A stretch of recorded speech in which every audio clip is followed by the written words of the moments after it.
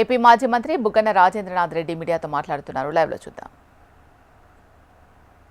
ఛార్జీలు పెంచనే పెంచము మాకు విద్యుత్ ఎట్లా తయారు చేయాలో తెలుసు, తక్కువకు చేస్తామని చెప్పి ఈరోజు ప్రతి 100 రూపాయలకు 150 రూపాయలు కడుతున్నారు కరెంటు బిల్లు.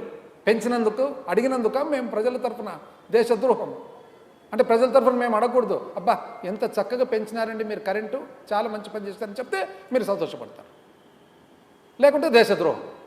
రైతులకు ఏమన్నా సాయం చేసినారండి రైతులు?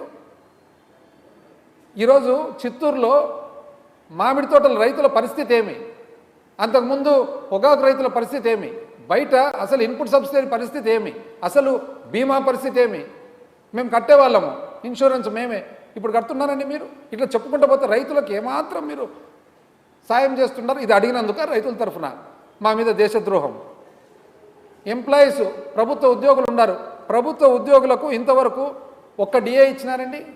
మేము ఏర్పాటు చేసిన పిఆర్సీ కూడా బర్తరఫ్ తీసేస్తే కొత్త పిఆర్సీ ఏర్పాటు చేసినారా మీరు?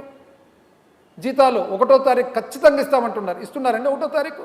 3, 4, 5 ఇంకా మేము ఇచ్చినది మాకు కోవిడ్ ఉండి ఇబ్బందులు ఉండి మేము 3, 4, 5 ఇస్తే పెద్ద తప్పు.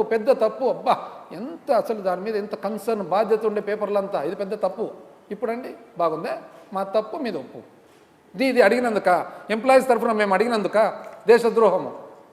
అంటే మేము కేవలము 13% కదా పెంచినది, మీరు 22% పెంచినారు కదా అప్పు అని అడిగినందుక దేశద్రోహం.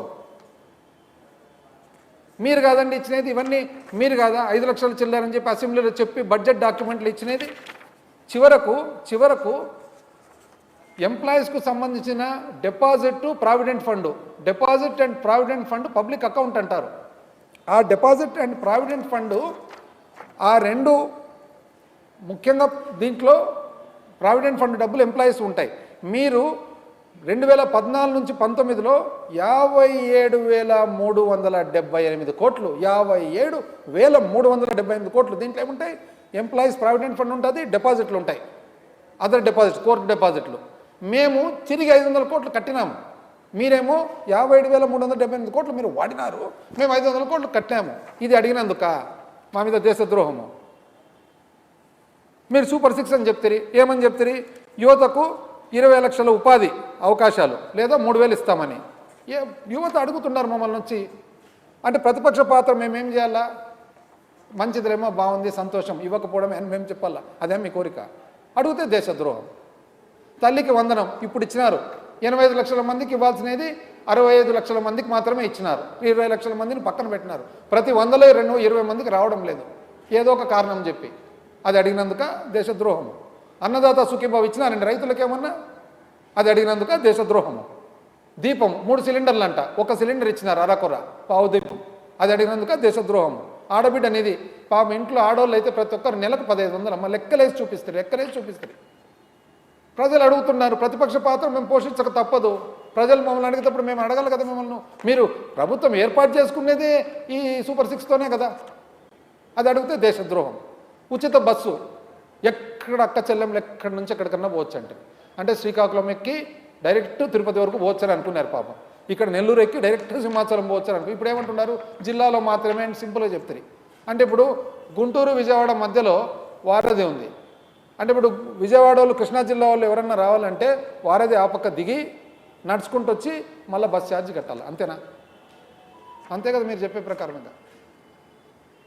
ఇది అడిగితే దేశద్రోహం. అసలు ఎన్నెన్ని ఇవి సూపర్ 6, సూపర్ 7 కాక 35 హామీలు ఇచ్చినారు మీరు. అది ప్రజల తరఫున అడిగితే దేశద్రోహం. చంద్రబాబు వలన మీకు కలిగిన నష్టం ఎంత అని లెక్కేస్తే గాన నిరుద్యోగ భృతి వచ్చిందండి ఎవరికన్నా? ఏ ఇంటికన్నా లెక్కేయండి. తల్లికి వందనం ఇప్పుడు మొదటి సంవత్సరం అంతా ఎక్కడ పోయినట్లు? ఆడబిడ్డ నిధి వచ్చిందా ఇంతవరకు ఎవరికన్నా? ఒక్కరికన్నా? అన్నదాత సుఖీభావ ఎవరు వచ్చిందా ఎవరికన్నా? దీపం ఎంతమందికి వచ్చింది, ఎంతమందికి రావాలి? వచ్చినది 1 సిలిండరు. 50 ఏళ్ళ పెన్షన్, అదైతే 50 ఏళ్ళకి పెన్షన్ ఇస్తామంటే వచ్చిందా ఎవరికన్నా? ఇది అడిగితే మాత్రం మీకు దేశద్రోహం. అసలు ఎన్ని స్కీములు అండి? మొదటి సంవత్సరంలో పెట్టిన స్కీములు ఎన్ని? జగనన్న అమ్మఒడి, జగనన్న వసతి దీవెన, జగనన్న విద్యా దీవెన, జగనన్న విదేశీ విద్యా దీవెన, జగనన్న రైతు భరోసా, 0 వడ్డీ పంట రుణాలు, మన పంటల బీమా, ఇవన్నీ కూడా వరుసగా చదువుకుంటూ పోతే ఇవన్నీ కూడా మొదటి సంవత్సరం మీరు తీసేసినారు కదా, ఉన్న స్కీములు కదా, రన్నింగ్ స్కీములు తీసేసినారు కదా అంటే మీకు కోపం.